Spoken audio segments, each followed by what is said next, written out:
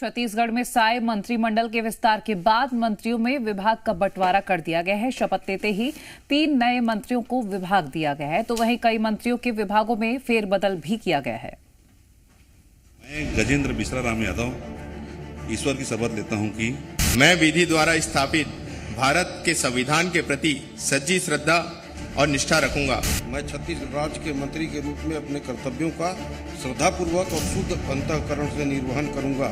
छत्तीसगढ़ में बीजेपी सरकार के चौथाई कार्यकाल बीतने के बाद आखिरकार साय कैबिनेट का कोरम पूरा हो गया। दुर्ग शहर विधायक गजेंद्र यादव, आरंग विधायक खुशवंत साहेब और अंबिकापुर विधायक राजेश अग्रवाल ने मंत्री पद की शपथ ली। तीनों ने नई जिम्मेदारी को बेहतर तरीके से निभाने की बात कही। माननीय विष्णुदेव साय जी सीएम साहब का और हमारे संगठन के सभी वरिष्ठ जनों का मैं बहुत आभार व्यक्त करता हूँ, जिन्होंने एक संभाले कार्यकर्ता को आज इस मुकाम पर पहुँचाया। और मैं भरसक प्रयास करूँगा विष्णुदेव साय जी सुशासन माननीय नरेंद्र मोदी की गारंटी में छत्तीसगढ़ की जनता के हित में अच्छे से काम करने का प्रयास करेंगे। सीधे खुशी की बात है, अगर जो भी जिम्मेदारी माननीय मुख्यमंत्री जी मुझे दें, मैं निष्ठापूर्वक उसको निभाऊंगा, क्योंकि इतनी बड़ी जिम्मेदारी उन्होंने मुझे दी है। यशस्वी प्रधानमंत्री नरेंद्र मोदी जी कहते हैं कि मेक इन इंडिया और टेक्नोलॉजी को आगे बढ़ाने की हमेशा बात करते हैं, तो जो टेक्निकल की जो पढ़ाई होती है यहाँ पे उसको उच्च से उच्च, अच्छा से अच्छा करने का प्रयास अपन करेंगे। विष्णुदेव साय जी का और सभी जनता जनार्दन का, हमारे पार्टी के वरिष्ठ सभी नेताओं का हृदय से क्षेत्र का विकास, देश का विकास। बार बार मंत्रिमंडल विस्तार टलने के बाद आखिरकार जब मंत्री बनाए गए तो चर्चा इस बात की भी खूब हुई। वरिष्ठों को तवज्जो देने की बात भी बार बार उठ रही थी, लेकिन आखिरकार मंत्री बने तो पहली बार के विधायक ही, जिस पर कांग्रेस ने तंज कसा।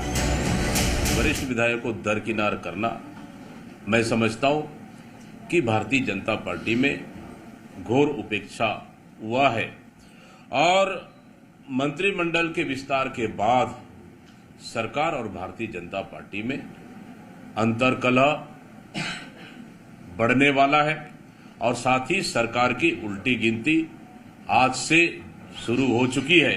अब सवाल ये उठता है कि अभी 14 मंत्री हो गए, जो 13 थे, ये भारत सरकार से अनुमति कब मिली, और बिना गजट नोटिफिकेशन के ये संख्या में वृद्धि कैसे हो गई, और नहीं है तो फिर ये पूरा मंत्रिमंडल अवैधानिक है। आज जो 14 सदस्यीय जो मंत्रिमंडल माननीय साय जी का भारतीय जनता पार्टी का बना है, उसको सीधे नहीं तो इनडायरेक्ट रूप से उन्होंने एक टारगेट करने की कोशिश की है, जबकि आप सबको मालूम है कि ये संविधान के अनुकूल, संविधान के अनुकूल ये हमारी जो है अभी मंत्रिमंडल का गठन हुआ है। उनको किसी तरह का कोई अगर संदेह है तो ऐसी स्थिति में उनको संविधान का ठीक से और बिल्कुल पूर्वाग्रह रहित होकर अध्ययन करना चाहिए। भले ही कांग्रेस को बीजेपी में गुटबाजी और अंतर्कलह दिख रही हो, लेकिन सवाल यह है, क्या वाकई बीजेपी के वरिष्ठ नेता नाराज हैं? इससे परे एक बात तो साफ है, छत्तीसगढ़ में बीजेपी नेतृत्व की बागडोर नए हाथों में दिखती है। नेता भी नए, कलेवर भी नए। ब्यूरो रिपोर्ट, जी मीडिया।